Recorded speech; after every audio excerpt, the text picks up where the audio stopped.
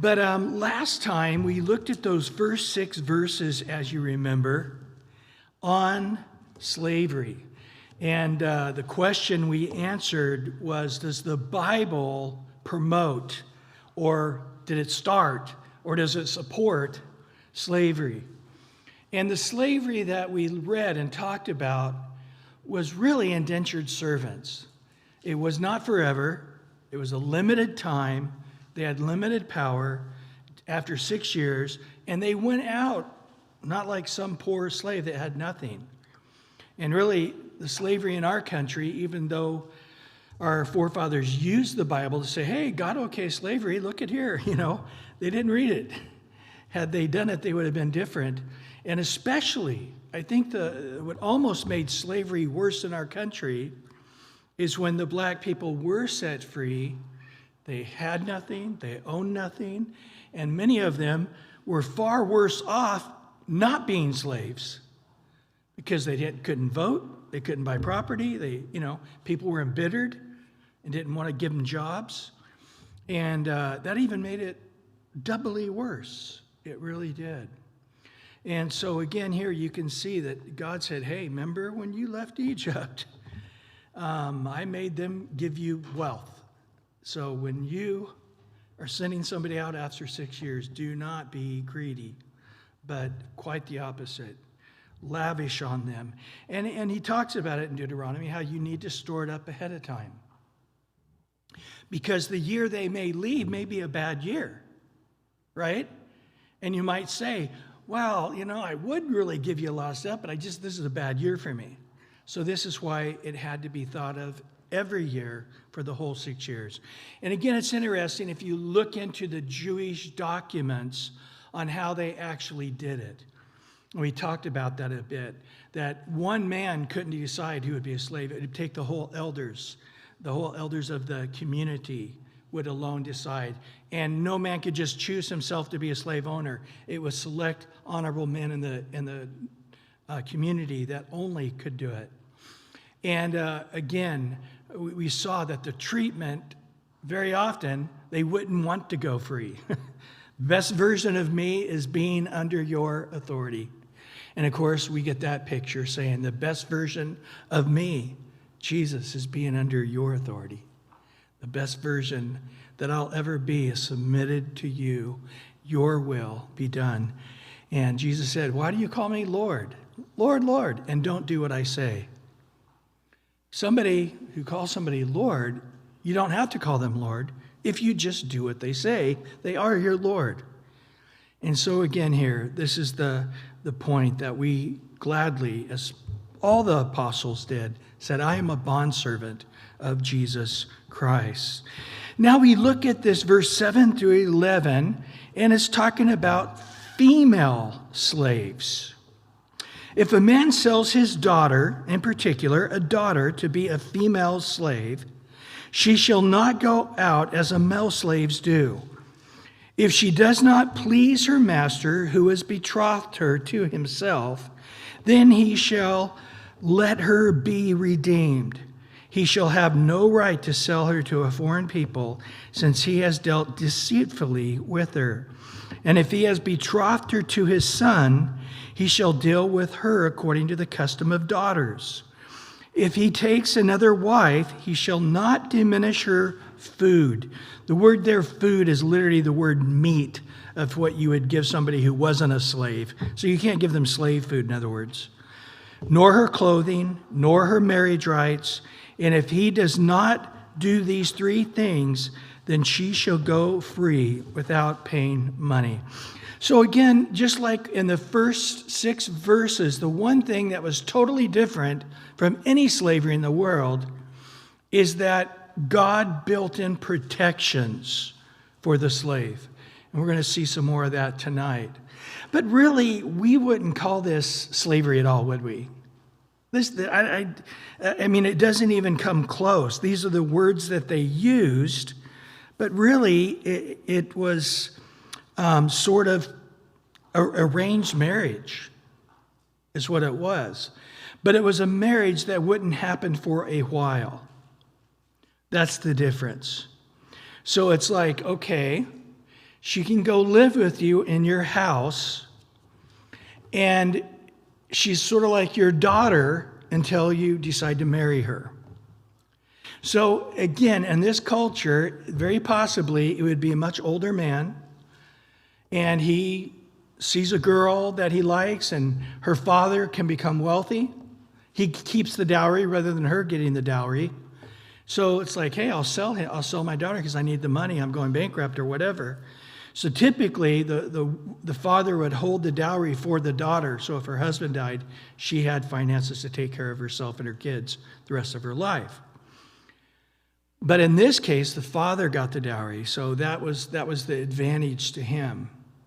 But the young girl would come into the home, and so now he can raise her up. It's like, here's how you get a good wife. You get her when she's a child and raise her. Now, when you're my wife someday, here's how it's going to be. I'm not saying it's a good idea, okay? I'm just saying this is the culture of this time. A lot of strange things in these cultures. But nevertheless, if he can't wait and he sees another lady and he decides to get married and he decides not to marry this girl, then he's got to give her to the son. Or maybe that's why he got her originally, for the son. But either way, it's got to stay in the family. He can't ship her outside the family. And he cannot arrange another marriage for her with somebody else. She's got to be free. She goes back. The guy loses the dowry. She goes back to her father's house. And while she's there, so maybe, she was cute when she was 12, and now he's ready to marry her at 16, and it's like, I don't think she's attractive anymore. Or she's rebellious, and she's not a very good wife, or I don't want to have to stay married to this forever. I don't want to marry her, whatever reason. He can't say, well, just put her out there with the slaves and let her eat the slave food and give her clothes like the slaves or whatever. Can't be done. She remains in the house as a daughter, as a child, with the food of the household. She cannot be diminished. Definitely, you can't sell her to a foreigner. And if these obligations are not met, the household has failed her, and she returns home to her father. And so again, we see that there's some serious protections which women did not have in this society, especially women who the dowry was already paid on them. She was a prisoner. I don't know if you've heard about all the young girls in Iran. Have you heard about this? There's literally hundreds of thousands of them. Where in the Iranian culture, they'll marry this girl at 12, start having sex with her, all of that. But then the guy decides he doesn't want her anymore. He goes and pays money to the mufti, and he says, here's a divorce certificate. He kicks her out of the house. She has kids. He kicks those out of the house. She can't work. She can't have a job. The parents can't take her home. She's unclean. She's defiled. Her parents won't take her back. Her village won't recognize her. She's literally on the streets. And if she wants to eat or feed her kids, she's got to be a prostitute. There is absolutely nothing else in that society she can do. And it's absolutely heartbreaking. Absolutely heartbreaking. And so many of them, to try to cope in this, there's a documentary on it. I mean, it's like this 14-year-old girl with this 2-year-old baby. And it's like, okay. And they just to cope, they get on drugs and stuff as well. And even the prostitution doesn't pay them very much. They take a lot of advantage of them, and they can pay them pennies because they know how desperate they are. And it's really not even enough money to live on in poverty. Heartbreaking. And this is the Arab culture, if you would, not too far off what they would have been experiencing at this time in this society as well. Well, we got a long ways to go, so let's keep going. Verse 12, he who strikes a man so that he dies shall surely be put to death. Now, as we go on, this is talking about premeditated murder, a planned murder. We're going to see in just a second, in verse 13 and 14, involuntary murder. But here, this is where I want to kill this guy, and you plan it, and you lie in wait, and you murder him. And he just says he's got to be put to death. Now, let me just make a note here.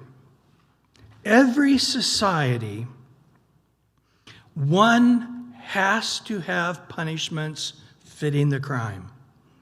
If you do not have punishments fitting the crime, you will have more of that crime. They have done studies. There's several of them. Another one just came out recently. I believe the guy's name was Larson who put it out. But 100% of guys that look like they're going to lose the case for murder, they will plead guilty so they don't get the death penalty. 100% of guys going to prison are terrified of the death penalty. They'll do anything not to have the death penalty. And in this particular study, he pointed out that they estimate when a person is actually put to death, they have stopped 18 murders that would have happened. They explain how they get there in this. But when a guy gets life sentence for murder, it doesn't stop any. Because the punishment, even if it's a life sentence, does not fit the crime. And in the Hebrew culture, and really all the cultures this time, they had no prisons. They didn't exist. As a matter of fact, we're going to go on and continue studying the law, and we'll see that they had nighttime, they had sort of a jail you could put them in, but the next morning, they were on trial, okay? And when they were found guilty, they killed them right there on the spot, okay? And so first you have to have punishment that fit the crime. And of course, prisons, guys, do not work. For as long as I have been an adult and we're a prison citizen, 85% of guys who go to prison will reoffend when they get out, almost always a worse crime than what they went in for. They in essence become hardened. To survive in prison, you've got to become very mean. Your concept of human life and the value of human life gets degraded. And you are also taught the mind of a criminal. So if you committed a crime, say drunk driving or whatever, the time you get out of prison, you will be a trained criminal in many different ways of how to commit crimes. So the whole concept of a prison system doesn't work. We also know that you got to keep building more prisons. You just never, it's an endless need of prisons. So every once in a while, the pure geniuses of a state like California will say, the prisons are too full. We should just let some of these guys out. And what happens? Get murdered and raped and all kinds of horrible things. Well, we thought that now that they're educated, they got 3 doctorates while they were in prison, that they would, be a good citizen now. Prisons do not cause anybody's values to get better. Okay? Now, I'm not saying they're not those handful of exception rules where people are, get religion or get education or whatever and change their ways, okay? I understand there is a very small percentage of that. But I worked in the prison for 4 years as a chaplain, and some of the strongest Christians in there is guys that I discipled for years, some of them 4 years, basically a pastor's college and then a seminary I provided for them. And like I said, they had been walking with the Lord for 17, 25 years in the prison, and they made it not even a week on the outside. It was heartbreaking the first time it happened. It just literally, I'm watching the news, and for whatever reason, there is my disciple, and he's being arrested in Bakersfield for shooting a guy at a gas station. And he wasn't even in for murder or anything like that. Absolutely shocking. And when it happened after that, guys getting out, not making it, it didn't surprise me. And even the guys that did get out, they were they had a weird view of life. Even Christians love the Lord, they couldn't get that prison mindset out of their head. It was, I can't say anything good about prisons because there really isn't any advantage to that. If you have a punishment that fits a crime, if you go back in time before prisons, what did you have? Almost every serious crime was a death penalty. Rape, put them to death. You know, you can go on down the line. A certain amount of money they steal, death sentence. I'm saying these things stopped people in their tracks from doing it. I mean, I've had people tell me they've gone to Dubai and Saudi Arabia, and a guy who owns a jewelry shop will have it out on a table, have, $3 million of gold and diamonds, and he goes to lunch, and nobody's there to even watch the table. But nobody touches it, because you touch it, you get your hand cut off at minimum, and most likely you're going to get put to death if you steal very much of it. It's a punishment, or even in this case, probably more of a punishment than they should get. Not quite justice, maybe overkill on that. But nevertheless, so it's got to be punishment that fits a crime. Laws don't make us better people. Laws suppress the evil in all of us. We're all selfish. We all want, to spend $1 and get $10 worth of stuff. It is amazing how many people, even our Christians, will, be in a moral situation. What do you do? And to see them go in the wrong direction. If you're at a grocery and you have some drinks in your basket underneath, and the lady checking you out doesn't see it, do you go, I just got $30 off, and walk out of the store? You tell her, hey, I got some drinks underneath there you didn't get. What do you do in that situation? If you find a wallet, what do you do? Take the cash out of it and then hand it back? Again, we all have this greediness, this selfishness, and laws do suppress the evil in all of us. And then thirdly, the punishment has to be carried out quickly. It does not divert, it does not help stop crime if it's not carried out quickly. So you think in our system today, okay, if I murder the guy, first they got to catch me. Then they got to get evidence. And then it's going to be years from now before I ever go to trial. And even then, it's got to be 100% of 12 jurors. And as angry as I am with this guy, as much as I want him murdered, I think the odds are in my favor to get away with it. Okay?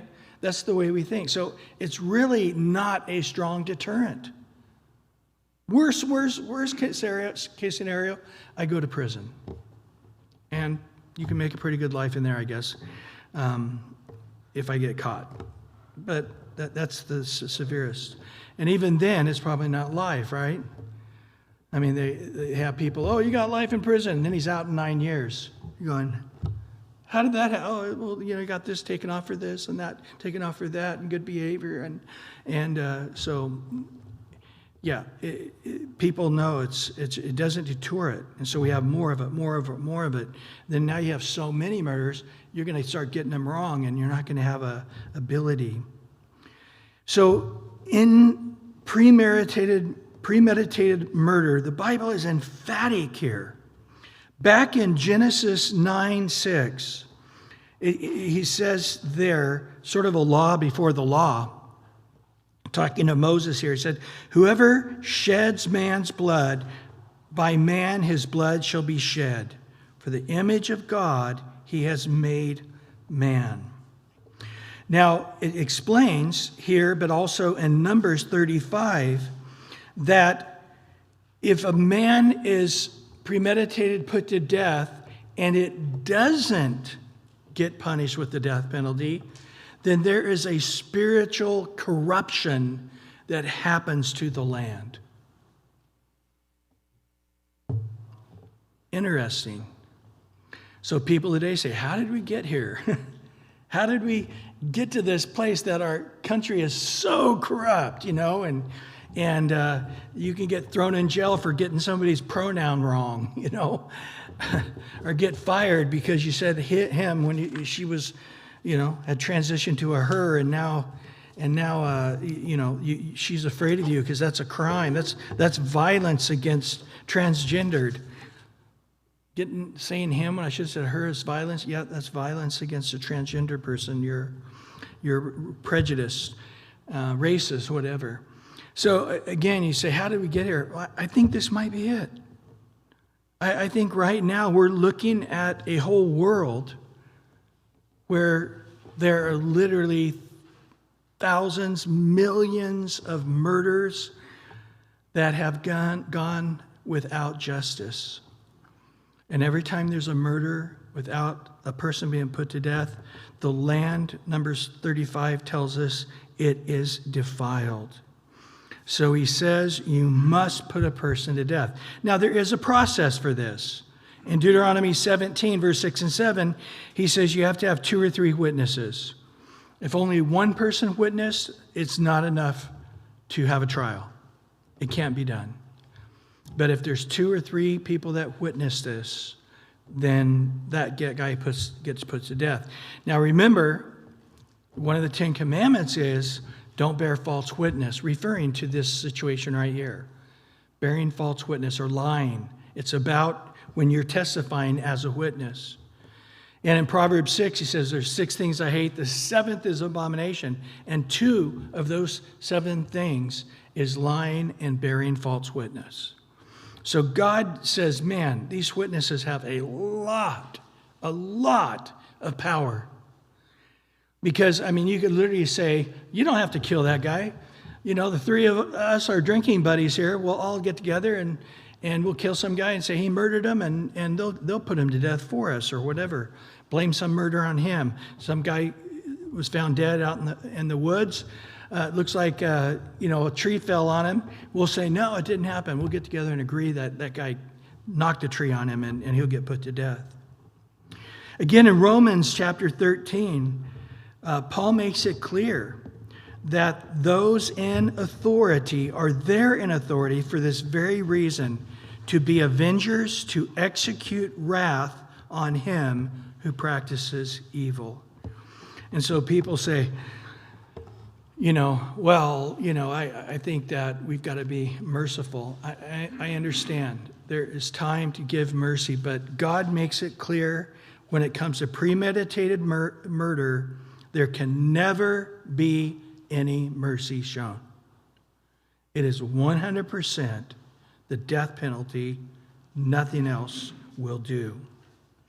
Well, now in verse 13 and 14, however, if he did not lie in wait, but God delivered him into his hand, then I will appoint for you a place where he may flee. Now, we're going to talk about this much later when we talk about the cities of refuge. But just make a note in that.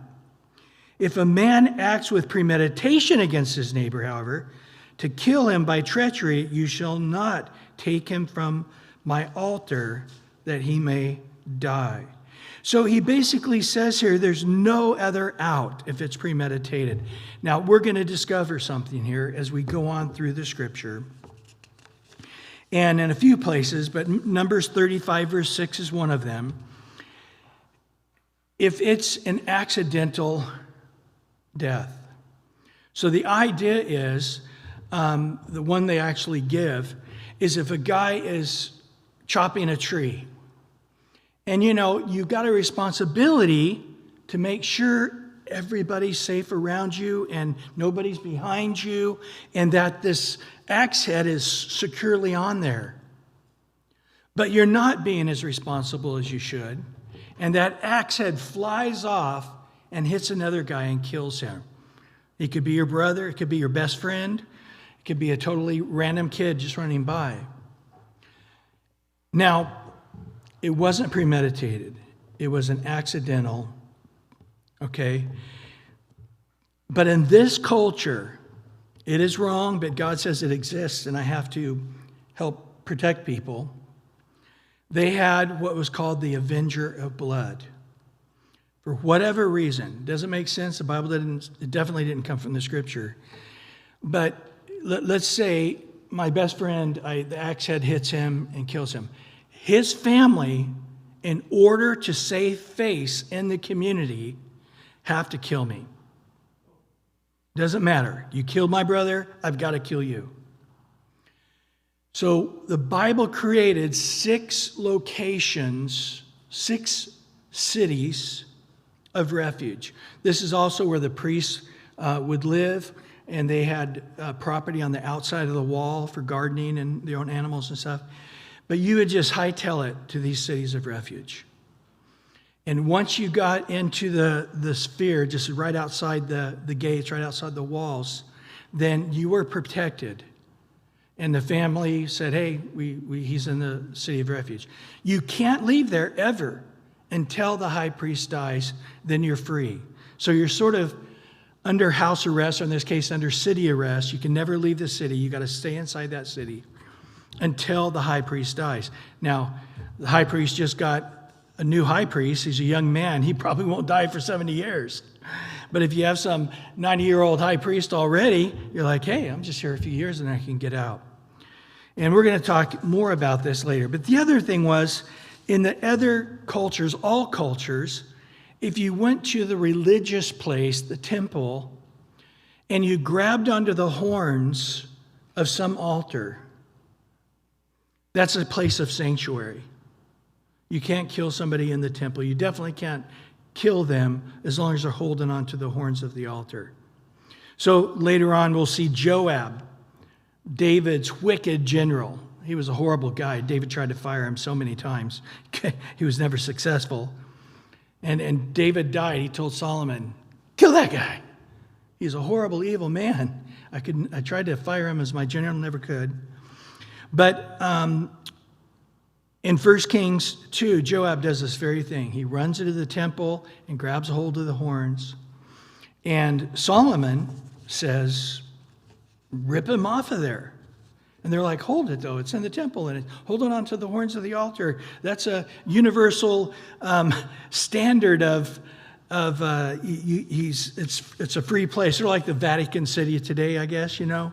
As long as you're in the Vatican City, nobody can touch you, that kind of thing. And Solomon said, nope, not true. He's been a murderer. He has murdered a lot of guys. And so we can put him to death. But God makes it clear that you are to show no mercy to that first-degree murder. But the second-degree murder, I'll help you out with that. But again,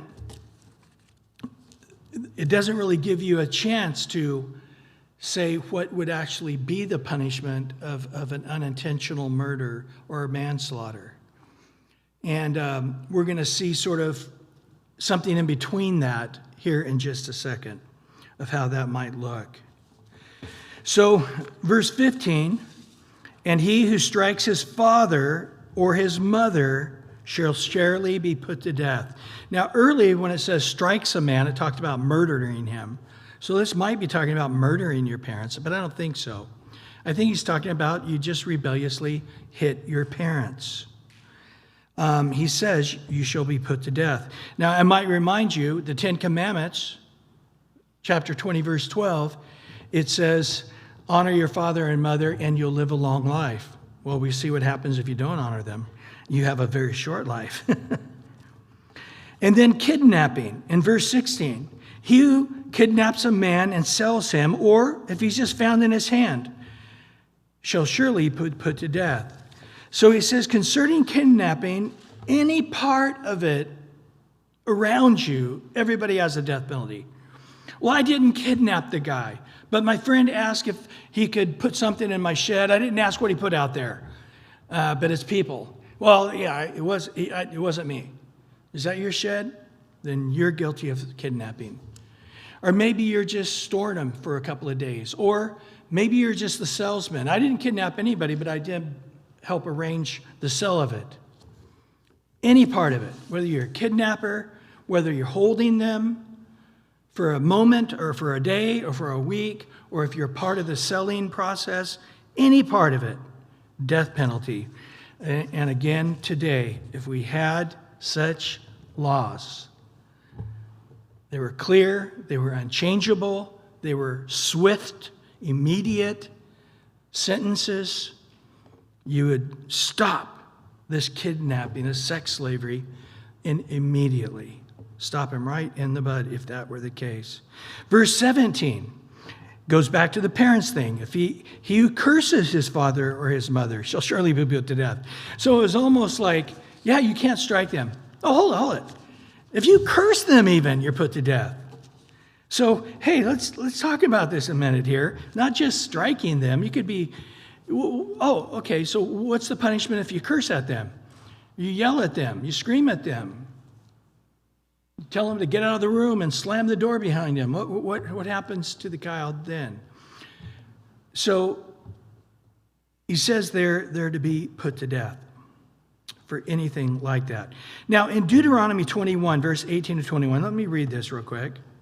If a man has a stubborn and rebellious son who will not obey the voice of his father or his mother, the voice of his mother, who, when he have chastened him, will not heed them, then his father and his mother shall take hold of him, bring him out to the elders of his city, to the gate of the city. Now notice, he brings him out to the elders, to the gate of the city where the elders sat.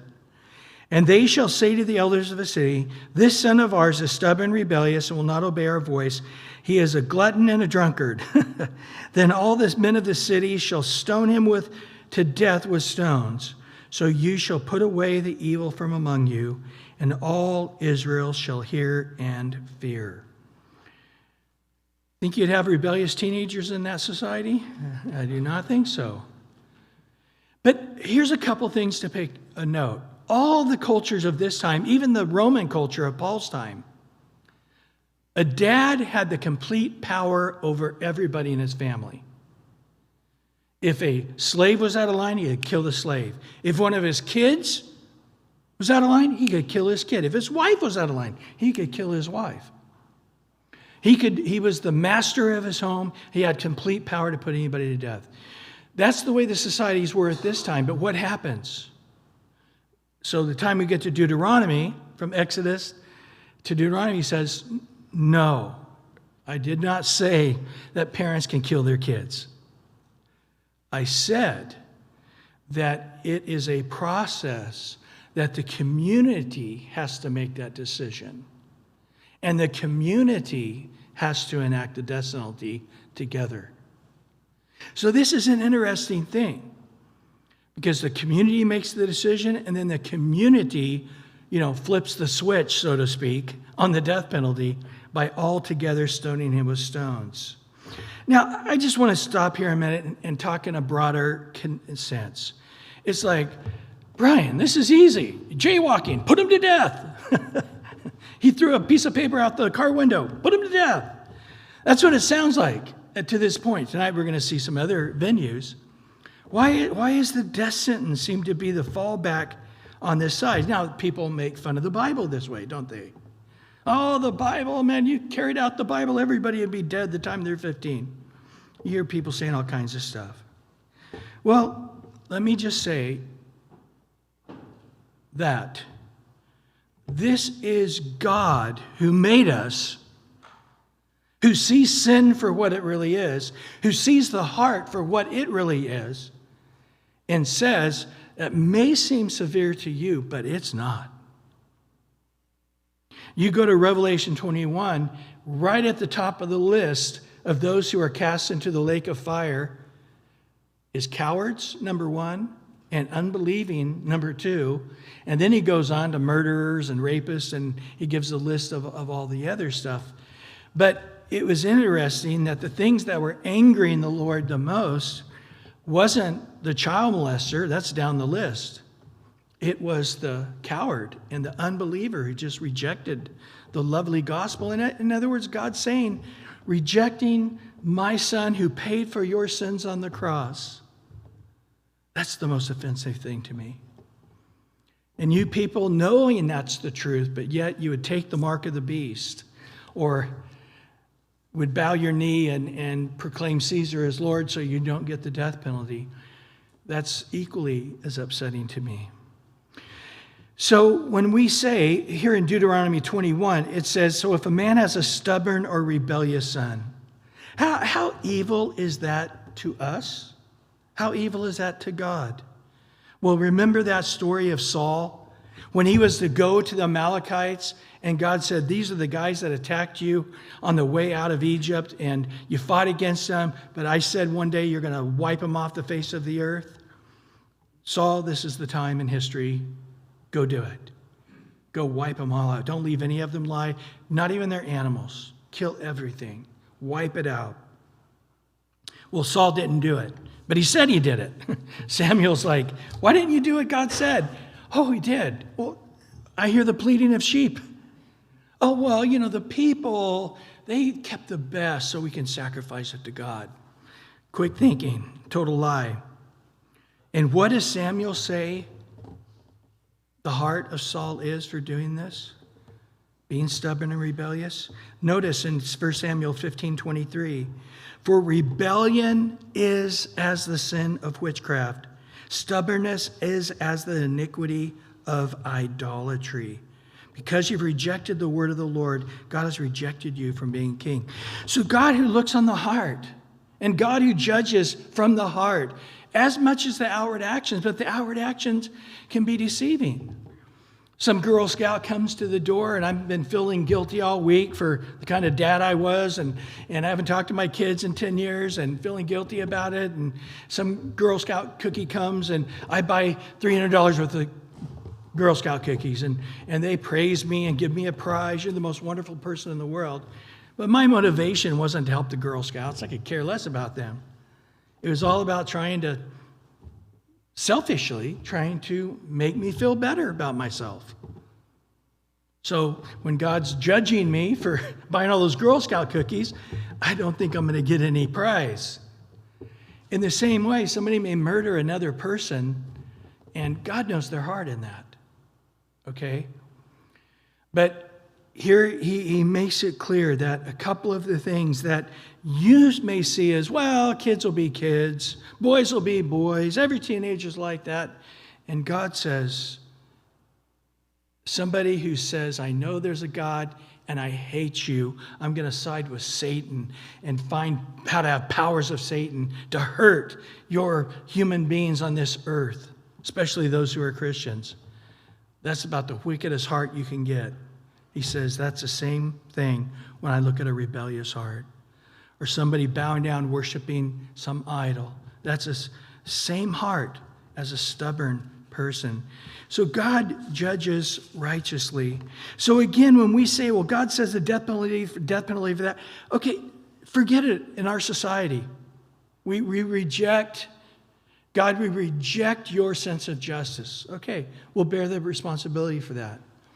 But let's, as Christians studying the Bible, let's say to one another, God is telling us his nature. God is telling us his heart on the matter. We can say, well, that doesn't play in America, in our society. Okay, then it doesn't play. I mean, the Bible's not saying we have to take the civil laws of the Old Testament and apply them to our country. Now, I think that as we study through these 3 chapters, what we learn is there's a sense of fairness that I think every civil government in the world used that sense of fairness would have the blessings of that fairness. And whatever they tell you, the truth is our forefathers took these very same chapters, and you can read the materials from a group called the Wall Builders. And they go through and they look at all of our forefathers and how they came up with the various laws. And they show how they looked in the Bible and how they were having debates in Congress over the Bible scriptures. It says this. What is the sense of fairness? And they pulled it all out of the Bible. Yes, even people like Benjamin Franklin and other deists, they still use the Bible as a sense of fairness in the civil laws, even though they weren't Christians or Jews or anything else. And so, again, parents didn't have the right to kill their children like all societies around. Kids were protected, and it had to be something decided on in the community. Most likely what really happened is when the kid was dragged out there and the whole council was there looking at them and listening to the parents, and the whole community's gathering around listening to what's going on in the home. I think we had a very repentant child right then. One who realized I'm moments away from dying. And I probably got one more chance, don't you think? But in essence, that's often what happens in our society. The cops show up and they say to the teenage kid, your dad said you kicked a hole in the wall and you slapped your mother, and, I'm going to have to take you out of this house. Well, where would I go? Well, you're going to go down into the system until we can find a place for you to be in somebody's house somewhere. If there's a foster parent, will take you in, or some group home, or some youth group or something. And I guarantee you, it's nothing as good as what you have here. But if that's where you want to do, that's where you're going to go. And sometimes we have to do that. But anyway, I think this is a much better system. I really do. I would take a note here, too, that one of the things you see in every declining society is where the younger generation has no respect for the older generation, whether that's their parents or whether that's just old people. I grew up in a society, we revered older people. When an old person wanted to tell you about when they were in World War II, you listened and you showed respect. You didn't interrupt, you showed. Today, that's not the case. We are just simply in the way. There's too many of us. You're drinking too much water, you're eating too much food, and you're driving too slow. Get out of my way. And what's happening now is we're getting this traction. It's all over Europe. They are perfecting euthanizing older people. Have you seen some of the things they've created? They got this one that looks like a big egg in Germany now, and it's a company that's become a billion-dollar company making ways to euthanize senior citizens. And there's a lady in Canada that just wanted a new wheelchair. Did you guys hear about this one? It was all over the news. You can look it up on YouTube. And she asked for like 8 years. And so finally she's distraught and she calls the line saying, please help me get a new wheelchair, because it's free in Canada, right? Healthcare is free in Canada. And they kept putting her to the line of how to be euthanized. And the lady would say, well, you don't really need a new wheelchair. Have you thought about getting euthanized? Let me explain this to you. And they kept putting her to that. She couldn't get a wheelchair, but she did know how to be euthanized. Just a couple of forms, and you're out of your pain. You don't need a new wheelchair. You need to die. And it's going to just seem as, just like abortion. Right over here, there's one in your neighborhood. Just walk right in and walk right out. We'll take care of you, no problem at all. Well, this is great. Just let your family know next Tuesday will be your last day on earth. No problem. This is what we are seeing. Well, I didn't think we'd get through the whole night tonight, but we will stop there and, try to go quicker next time. If you guys quit asking so many questions, it would go quicker. Any questions?